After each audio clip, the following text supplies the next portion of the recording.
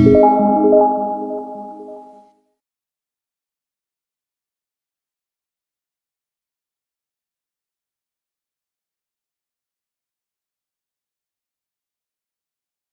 خداوند میں میرے عزیزوں، میرا نام عامر شہزاد ہے۔ میں سینٹ جیمز پیرش اکاڑا سے ہوں، فیصل ڈائسس۔ آج ہم جس کلمے پر غور کریں گے، دوسرا کلمہ، آج ہی تو میرے ساتھ فردوس میں ہوگا۔ مسیح خداوند میں عزیزوں، مقدس لوکا کی انجیل سے لیا جانے والا یہ کلمہ محبت اور زندگی سے بھرا ہے۔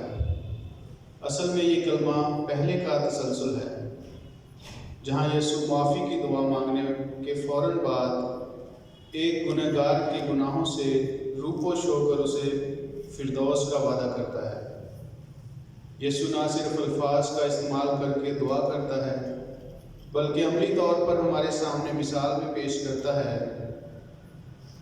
یسوع صلیب پر بظاہر بے بس اور لاچار نظر آتا ہے، مگر حالات اس کے برعکس ہیں، اور وہ کرب اور دکھ کے باوجود مکمل اختیار اور رحم ظاہر کرتا ہے۔ یہ کلمہ یسوع کی خدا باپ کے ساتھ اٹوٹ محبت اور ایکتائی کو بھی ظاہر کرتا ہے۔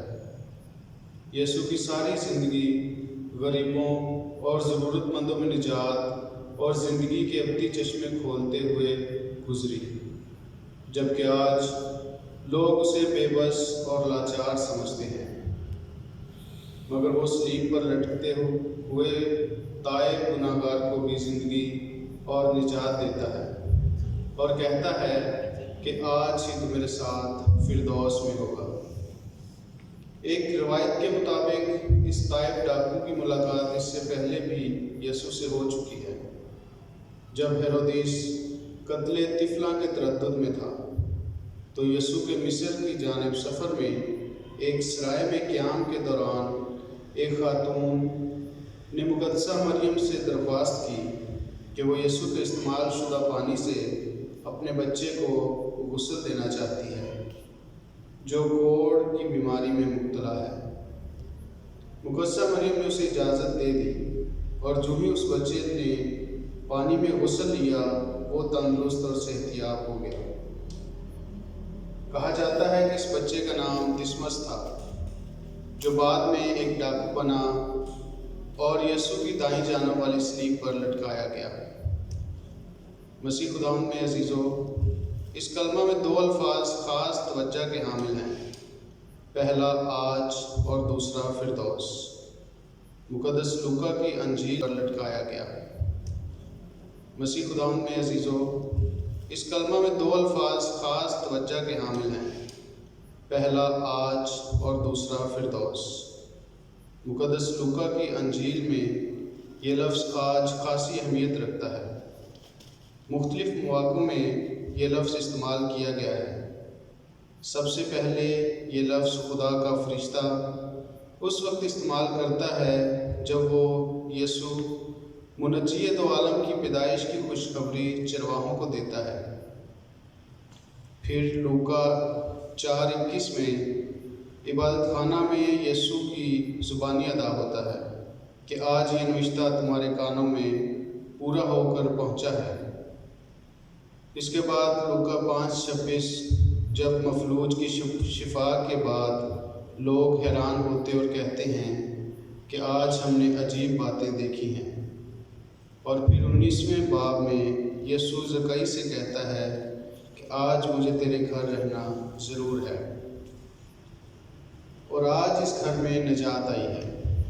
ان سب حوالوں میں یہ لفظ اس وقت استعمال کیا گیا ہے جب انسانی زندگی کی تاریخ بدل جاتی ہے۔ یہ لفظ تاریخ کو دو زمانوں میں تقسیم کرتا ہے۔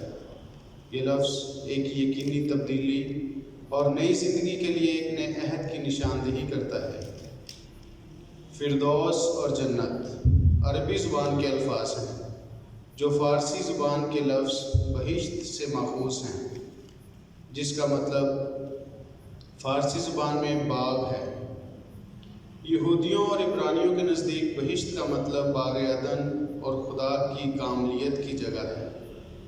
ایک ایسی جگہ جہاں راست باز پاک اور نیک لوگ خدا کی حضوری میں کامل خوشی اور سکون میں رہتے ہیں۔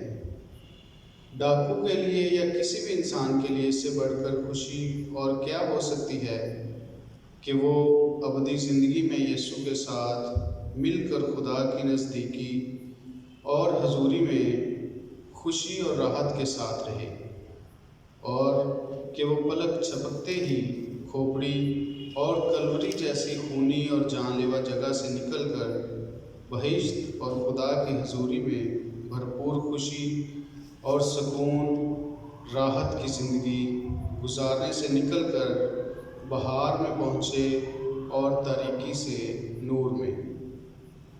یہاں یہ ڈاکو کا ایک اور آخری عمل اسے سکون راحت کی زندگی گزارنے سے نکل کر بہار میں پہنچے اور تاریکی سے نور میں۔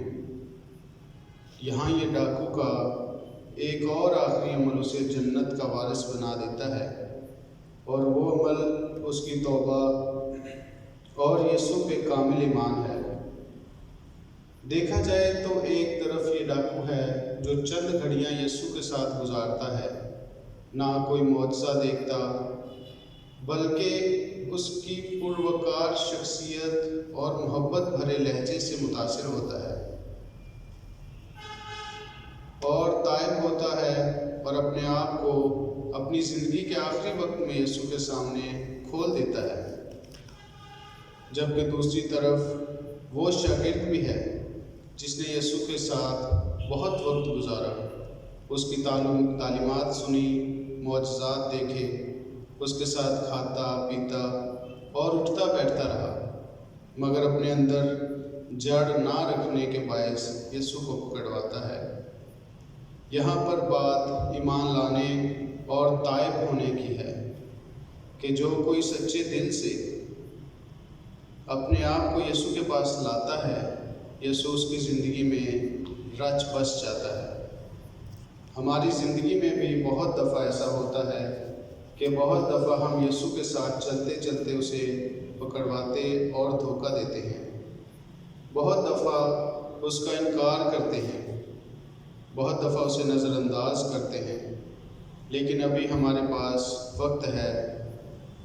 آج کا یہ دن اور آج کا کلام ہمیں دعوت دیتا ہے کہ ہم نہ صرف توبہ کریں بلکہ یسوع پر کامل ایمان رکھیں، تاکہ وہ ہمیں اپنے ساتھ اپنی بادشاہی میں شریک کرے۔ مسیح خداوند کے وسیلے سے آمین۔